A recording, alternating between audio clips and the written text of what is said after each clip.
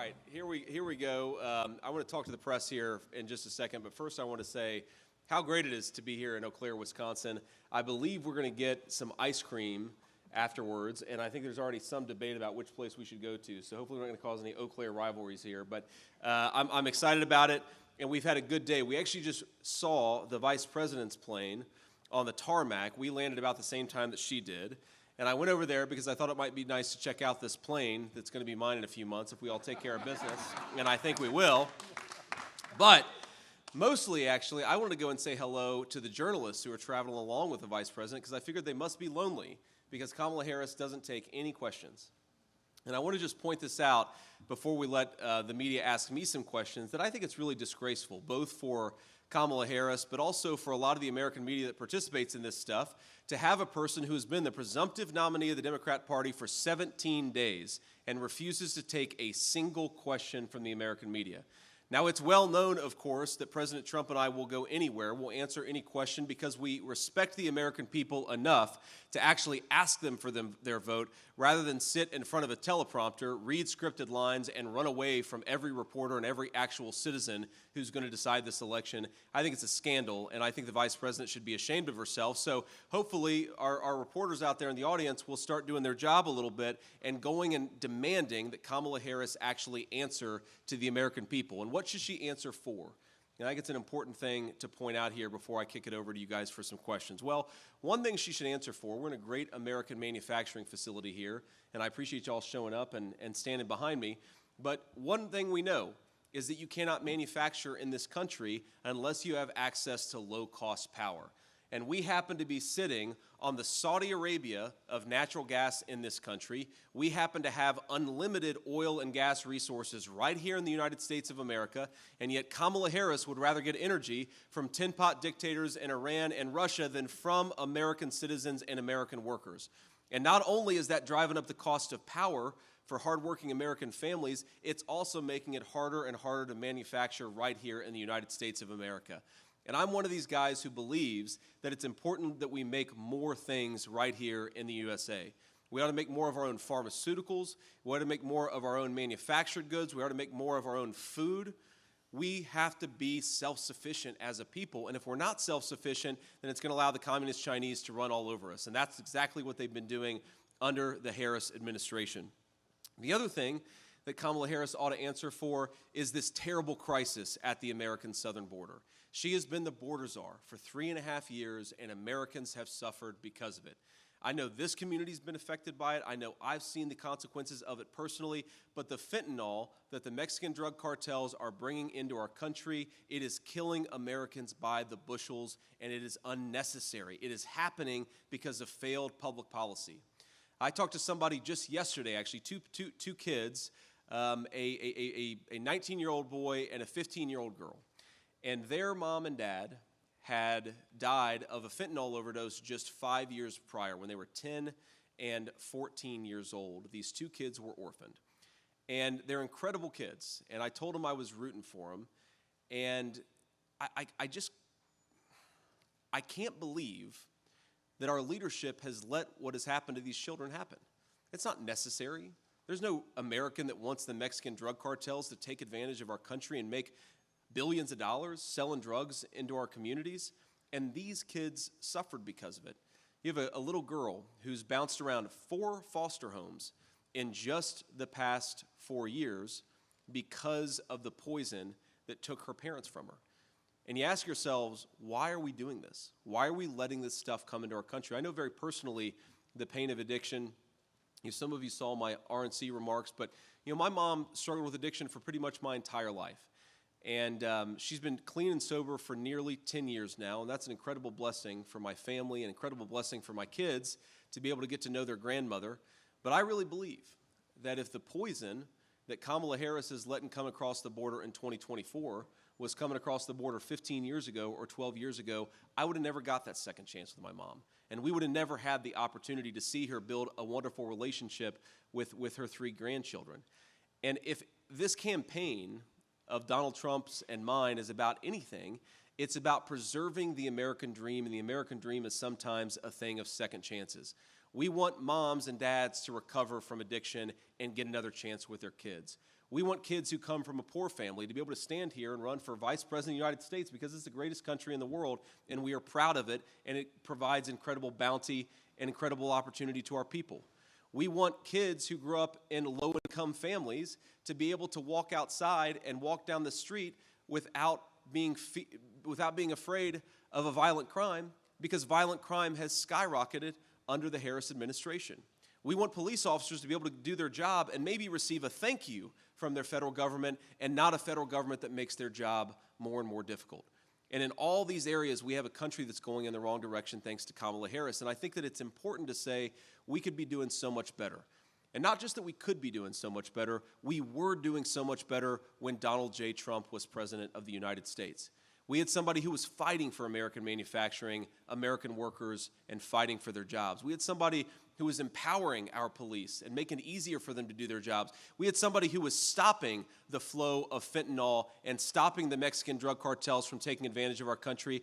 And we had somebody who was pursuing the kind of economic policies where you could build a life in your home without having groceries become unaffordable, without having housing become unaffordable. The most consistent complaint that I hear from people all across the country, and I've been to more than a dozen states, I think, since Donald Trump tapped me, the most consistent complaint that I hear is that it is harder and harder for normal people to get by.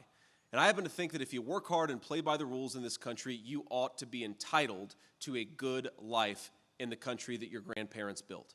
It's a very simple goal, and it's something that we can get for everybody. Now, is that possible? Thanks to Kamala Harris, grocery prices are up 30% since she took office. Gas prices are up 50% since she took office. Rent is over 40% since she took office. Every single thing that Americans need to buy in order to live a halfway decent life has become more expensive because of Kamala Harris's economic policies. And instead of saying, I'm sorry, instead of saying, maybe, we should go in a different direction, she's running from the media, refusing to answer tough questions, and hoping that a basement campaign is going to earn her a promotion. And I think we ought to say to Kamala Harris, you are fired. Your policies didn't work, your agenda doesn't work, and it's not what the American people want. So let me just recap it here, and then I will turn it over to the media. On day one, Kamala Harris suspended deportations. On day one, Kamala Harris stopped deportations for the American people. On day one, Kamala Harris refused to continue construction of the Trump border wall. On day one, Kamala Harris basically refused to push back against the drug cartels in this country. And on day one, Kamala Harris said that she was going to decriminalize illegal aliens, and she did all of those things. Now, the American people have suffered the consequences because of it. On day one, Kamala Harris became the border czar, and ever since then, we've had a wide open southern border. Now, it's not just what she's done on day one, it's what she's done ever since then. She cast the deciding vote for the so-called Inflation Reduction Act that sent a lot of our resources to China and sent interest rates through the roof. She cast the deciding vote for the very policies that made groceries and gas and housing less affordable for American citizens. And I think it's very simple. I think that we can do better. I know that we can do better. We were doing better when Donald J. Trump was president. So thank you all for being here. Thanks for standing in support of our president. And to all the American people out there who are listening to these remarks or will hear them on TV just a little bit later, my very simple request is to think about people who are suffering in this country. Think about kids who lost a parent to an opioid overdose. Think about families like mine who can't afford groceries when they go up by 30%. Think about families that are struggling because the mom and the dad can't get a good job because Kamala Harris would rather build the Chinese middle class than the American middle class. Those people could be doing so much better, and they will, so long as Donald Trump becomes president. My final comment I'll say is, it says on our national currency, "In God we trust." That is the motto of the United States of America.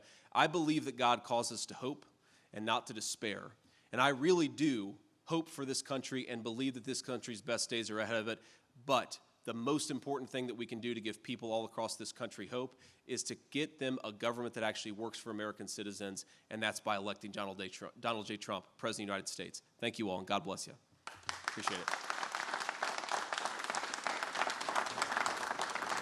And what I'd like to do here, what I'd like to do is start with the local reporters, and then if we have questions from national reporters afterwards, then I'll call on you too. So if you're a local news outlet, if you throw your hand in the air, and I'll try to call on you. Sir, right there. Hi, Daniel Gomez, WEAU 13 News here in Eau Claire. So we just talked about the border and everything and talked about addiction. You know, here in Eau Claire, earlier, like 5 months ago, we lost 2 hospitals, including an addiction resource center. Great question. As well. And as you know, Eau Claire County voted blue in the 2020 election, voting for Biden. So what can you tell Wisconsinites here in Eau Claire County in western Wisconsin who are battling addiction, who are battling these sort of things with such limited resources? What can you tell them to help us, you know, see your way and see that you guys are the rightful choice here, you know, even just without even mentioning the border, because we're far away from the Mexican border, but, you know, what can you do for Wisconsinites up here in the upper Northwest? So we are far away from the Mexican border, of course, but we're not far away from the fentanyl that Mexican drug cartels bring into communities like Eau Claire. And that's why I talk about it. Every state is now a border state because every state is affected by the problems. But particularly on this question about hospitals and how do we actually reinvigorate hospitals in some of our small towns and more rural areas in our country, I think there are 2 answers to this question. One goes directly to the immigration problem and one doesn't. Look, first of all, we need to actually invest in our hospital system. We've seen since Obamacare was passed, we've seen a lot of rural hospitals, hospitals in small towns close down. You cannot have a good healthcare system. You're never going to help people beat addiction if they've got to drive 90 minutes to the closest hospital. So we've got to preserve the rural healthcare infrastructure that exists in this country. And this is where the illegal immigration issue bears on it directly, because we know that Kamala Harris wants to give healthcare benefits, sometimes Medicaid, sometimes Medicare to illegal aliens. We also know that when illegal aliens come in, they have to be housed in the jails sometimes, or they have to be housed somewhere else if they're not committing crimes. That costs local taxpayer money. We know they have to be fed. That costs local taxpayer monies. We know that they have to be provided shelter, right? That costs money. And you combine all those things, those are tax dollars that are not going to build out our rural hospital infrastructure and support our hospitals. They're going to people who shouldn't be here. Maybe they're good people, but they shouldn't be here, and we've got to put the interests of our citizens first. That starts with prioritizing things like hospitals, medical services, food and shelter, that stuff. I want us to be a generous country. And I know Donald Trump wants us to be a generous country, but that generosity starts with investing in American citizens and people who have the right to be here. Sir. Marquette University that came out earlier today. It shows a virtual tie between former President Trump and Vice President Harris. There's an old saying in politics that what can swing undecided voters in a place like Wisconsin is whether you seem like somebody they would like to have a beer with. Yeah. Why would people in Wisconsin want to have a beer with you? Well, I guess they'd want to have a beer with me because I actually do like to drink beer, and I probably like to drink beer a little bit too much, but that's okay. I'm sure the media won't give me too much crap over that. But look, I mean, the reason I'm doing this, and the reason I think Donald Trump is doing this, and I think the media often slanders him, but I've never met a guy who likes normal people more than Donald Trump.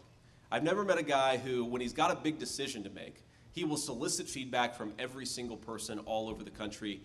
It's funny, when he was actually thinking about who was going to be his vice presidential running mate, I met with him actually the morning of the attempted assassination. It was Saturday morning. And he said, you know, JD, everybody's asking me what I am going to do for VP, and I'm asking everybody. He said, in fact, this morning, I talked to the gardener at Mar-a-Lago. And I said, well, sir, what did the Mar-a-Lago gardener say, right? This bears directly on my life. I'm very curious here. And look, I'm very much the same way. I mean, I like the people of this country. I like people who work hard and play by the rules. I like people who just want to take their kids to a ball game or invest in their community or spend a little time watching TV and making the things that actually make this country work. They do it, and they do it right here in this factory, and the people behind me do it every single day. And I think that to lead this country, you should feel some gratitude for it, and you should feel some admiration for the people who actually make the country run. And I will say it, sometimes I hear Kamala Harris, and she talks about the history of this country, and she likes to put it down a little bit.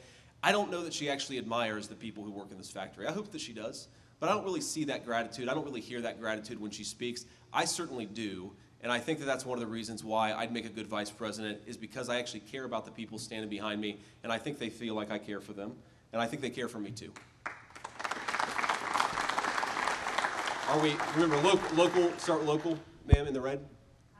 Governor Walz has said that he cannot wait to debate you. Your reaction to that, and is there one issue that you would really like to debate him on? Minneapolis here. We're trying to focus on Wisconsin, but I'm sure your reach, I guess, spreads across the border, so we'll answer the question. Look, I think I want to debate Governor Walz because, nothing to do with Governor Walz, but because the American people deserve to see the people who want to be their vice president stand before them and try to persuade them. And it's one of the things that's really frustrated me about Kamala's campaign, is that she seems totally uninterested in actually talking to American voters and persuading them. If there's a single issue around which I think Governor Walz has to answer when it comes to his record, this is a guy who says that he stands for public safety, but actively encouraged the rioters who burned down Minneapolis. And I think that if you want to say you stand for public safety, you cannot look the American people in the eye and say, well, I welcome the people who caused $13 billion of damage to Minneapolis because I encouraged them to burn my city to the ground, rather than exercise some basic self-control and rather encourage law enforcement to do what they can do and keep us all safe. I'm scandalized by this guy pretending that he stands for working people. Working people need to live in communities with public safety. Working people need to be able to build a business and know that some hoodlum isn't going to come along and burn it to the ground because of a political issue. Working people need the police to be supported in their communities, and Governor Walz has been a total failure on all those things. I am local. Great, thank you. Do you believe elections in Wisconsin are conducted fairly and securely? Obviously, your running mate had some issues with that in the last election.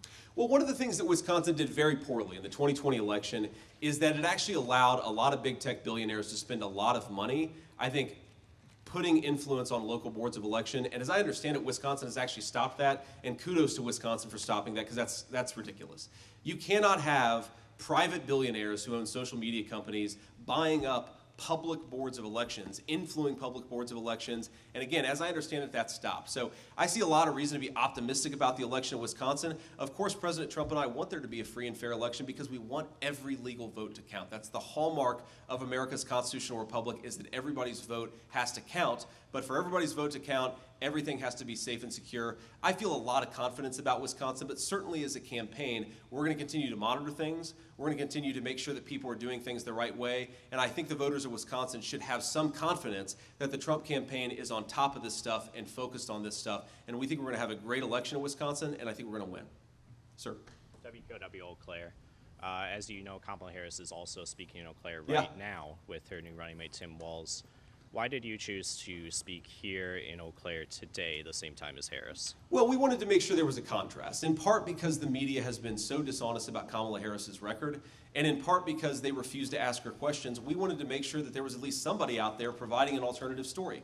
We have to remember, President Trump delivered a closed border and rising wages. What has Kamala Harris delivered? A promise to defund the police, a promise to ban fracking and offshore drilling, a promise to destroy the American energy sector, a promise to increase the prices of the goods that the American people rely on. She has not been a good vice president for the American people, and I don't think she deserves a promotion. I think she deserves to be fired, and that's what we're here talking to people about, because the media needs to tell the other side of the story, and unfortunately, I think unless you have somebody here, they're not going to do that. Ma'am? We've heard a lot from Democrats using the word weird, calling you weird, calling former President Trump weird. What do you make of that weird argument? I think that the weird argument honestly came from a bunch of 24-year-old social media interns who were bullied in school, and they decided they're going to project that onto the entire Trump campaign. And the reason it doesn't make sense is because you ask who's weird, right? I think it's pretty weird to be the border czar and to open up the border and allow fentanyl to come into your community. I think it's pretty weird to try to take children away from their parents if the parents don't want to consent to sex changes. That's something that Tim Walz did. I think it's pretty weird to want to defund the police. I think it's pretty weird to pretend that you're a tough-on-crime prosecutor, even though you pursued the policies that made San Francisco such a disaster when it comes to crime and public safety. So if they want to call me weird, look, I've got my wife here. I've got 3 beautiful kids at home. I'm a normal guy who wants to live the American dream and wants all of you and your kids to be able to live the American dream. That's why I'm in it. If those people want to call me weird, I think it's a badge of honor. with Wisconsin Public Radio. Farmers in Wisconsin and other agricultural states are increasingly relying on foreign guest workers for seasonal labor. How does your immigration policy accommodate or address that need? Well, look, I think that the reason why we have an economy that is more and more reliant on guest workers, and frankly not just guest workers, but also a lot of illegal labor, is because the Harris administration has invited in 20 million people to be here illegally. When I talk to farmers, they don't want to hire illegal aliens. They would actually like to hire American workers and people who are lawful residents, but you cannot have a system that works for American farmers when you have 20 million people coming in here illegally. And by the way, a lot of them are competing with Wisconsin workers and Wisconsin people for jobs, driving down wages, making it harder for Wisconsinites to live the American dream. That is a scandal, and that is a disgrace. The thing I really believe about our farmers is they need access to big markets. They want to export food all over the world, and that's the way to build food security for the American people, is to allow our farmers to export all over the world. For the first time, basically in the history of this country, we are now a net importer of food. That means we no longer have the food security that America had for over 200 years. I'd like Wisconsin farmers and American farmers to get back to being the bulwark of the entire world food supply, because it means America's food supply is safe, and that's what the Kamala Harris administration has destroyed. Ma'am. Hi, Kelly Mylan, Spectrum News. Mr. Vance, recently you, after being picked for VP, you said my attitude is it doesn't really matter as much as this hits my ego, and then Trump recently said it makes no difference. Do you think it matters that Harris chose Walz, and why? I think it matters about what it says about her, right? And I think that when President Trump selected me, what he was saying is, I want somebody who's going to fight for workers. I want somebody who's going to push back against the Chinese efforts to build the American middle class on the tops of the, he's going to push back against the Chinese effort to build the Chinese middle class on the back of the American middle class. And I want somebody who's going to push back against this crazy border policy of Kamala Harris. What does Kamala Harris's selection of Tim Walz say about her?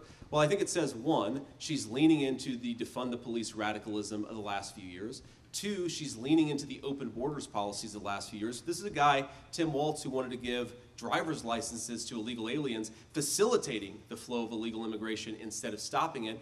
And then the final point that I'd say is it says that she bent the knee to the Hamas caucus of the Democrat Party.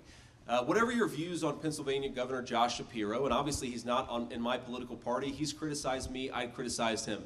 The amount of rage that you heard from the far left saying Kamala Harris can't pick this guy because he's Jewish is disgraceful. I want my kids to grow up in a country where they can be whatever they want to be, and people aren't attacking them for their ethnic heritage, and that's somehow considered acceptable. It's not just that they said it was acceptable. It's not just what these people said about Shapiro. It's the way that the Harris administration and the Harris campaign refused to push back against it. I think it's a real scandal.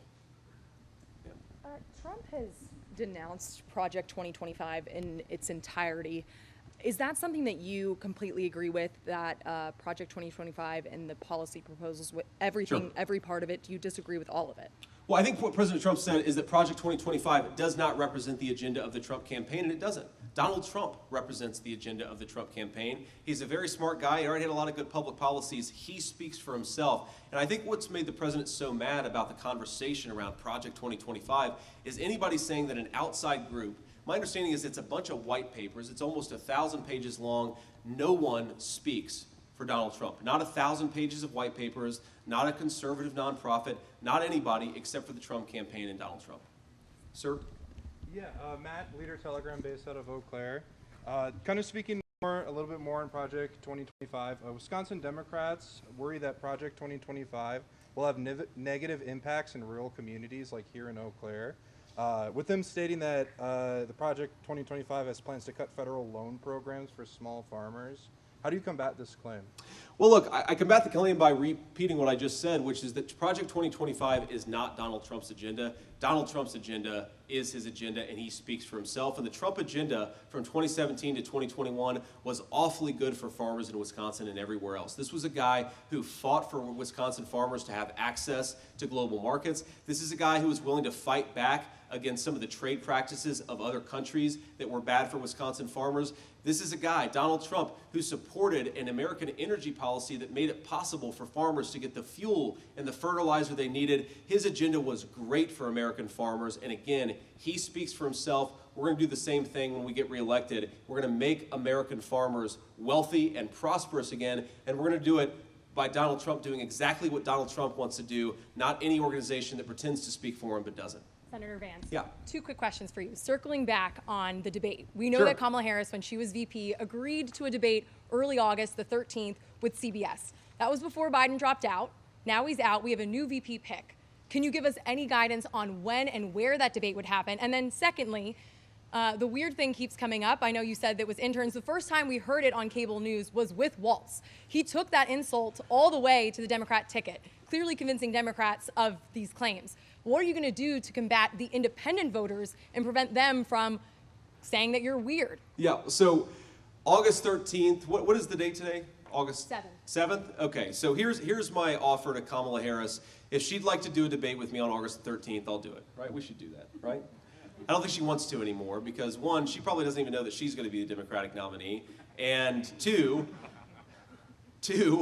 we don't know who the vice presidential nominee is going to be either. He's got a lot of skeletons that are coming out of the closet today, and we'll see if the Democrats pull a bait and switch on Tim Walz or on Kamala Harris, just like they did with Joe Biden. But look, if Kamala Harris wants to honor her commitment and debate on August 13th, let's do it. I'm all game. Now, the second thing I'll say is, look, what Democrats use to attack Republicans, they're going to attack us on something. They're going to criticize us on something. I think that what makes Donald Trump and I good candidates and a good team is that we're normal guys who want to make this country great again. And we want Americans to be able to live the American dream. I really do think that whatever Tim Walz calls me, I mean, talk about weird with Tim Walz. I don't know if you guys saw the rally yesterday, but afterwards, his wife comes up to him, and Tim Walz does what any normal Midwestern guy would do, seeing his beautiful wife on stage after his speech. He gives her a firm handshake. Right? That's pretty weird. That's pretty weird. When I see my wife after a speech, I give her a hug and a kiss because I'm excited to see her, and she's my wife.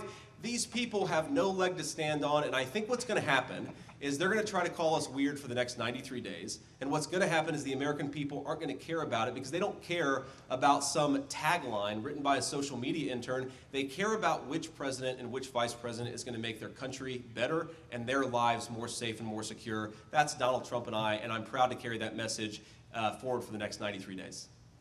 Ma'am.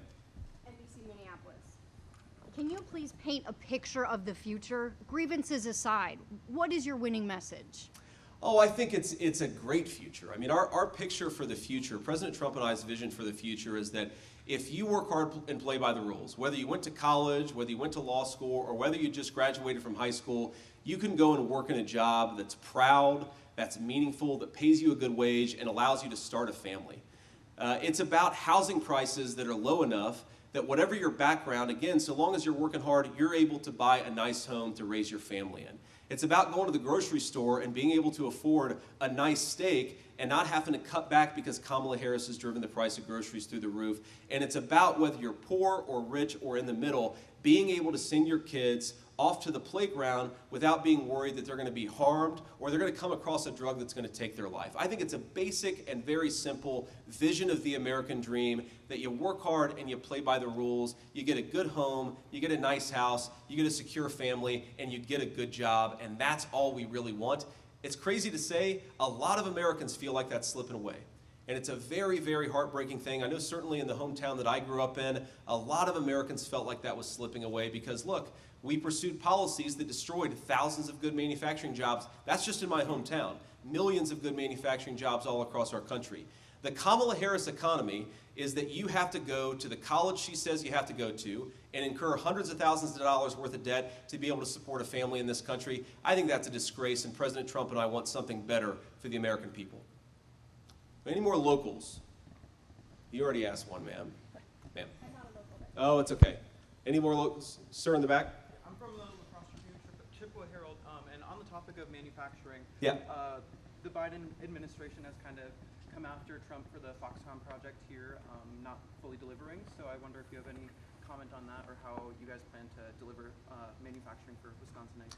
Well, look, I think it's quite simple, and obviously not every facility is going to work out perfectly, but if you look at the Trump manufacturing agenda, you saw manufacturing coming back to this country in a very, very big way. And it's a long-term project. You're not going to solve every problem overnight, but what you have to do is, number one, you have to be able to put tariffs or be willing to put tariffs on Chinese goods. They're trying to undercut American wages with slave labor and bring in a lot of cheap products. We have to be willing to say, if you want access to American markets, you got to treat your employees fairly, and we prefer that people make things with American labor. That's leg number one. Leg number two is you've got to have an energy and a regulatory policy that allows people to make things in this country at a reasonable price. This is the biggest problem with Kamala Harris's policies is energy is too expensive, oil is too expensive, everything is too expensive, which makes it hard to manufacture and build things in the United States of America. The Donald Trump agenda is drill, baby, drill. Get this stuff out of the ground with American workers, get it out of American territory, and drive down the cost of manufacturing so we can make more things in this country and stamp more products made in the USA. I'll do one more question here. Any more locals? Sir, thank you. What's your relationship with President Trump, and are there any policies that you guys disagree on? Look, President Trump and I are very good friends, and we spoke twice yesterday, actually. And, you know, what really unites us is a love of this country and a belief that if we had smarter policies, people could live more safe, more secure, and more prosperous lives. And we're extremely united on that. Now, of course, we're not going to agree on every single issue, but I see my role as the vice presidential candidate to offer counsel in private. But fundamentally, as the VP nominee, he won the nomination and I didn't, and my goal is to support his agenda and get him elected next President of the United States, because I believe that if we do, whether I was on this ticket or not, I believe fundamentally that the people I care about, the people who built this country, their lives are going to be better if Donald Trump is our next president, and their lives are going to be worse if Kamala Harris is our next president. That vision unites me and President Trump. And yeah, he's got a great sense of humor, and yeah, we tell a lot of jokes with each other, but fundamentally we're united on taking this country back and making sure people are able to live good lives in this wonderful country that all of us love. And with that, I want to just say a note of gratitude for all you standing back here. I know it's a little toasty today, and you guys probably don't care about me jabber-jabbing with the media here, but I appreciate you guys being here. And I just say, look, I love what you guys are doing. I love building things and making things in the United States of America. I want it to be easier to build this kind of business, to work in this kind of company, and we're going to pursue policies that make that possible every single day. God bless you guys for what you do, and thank you. See y'all.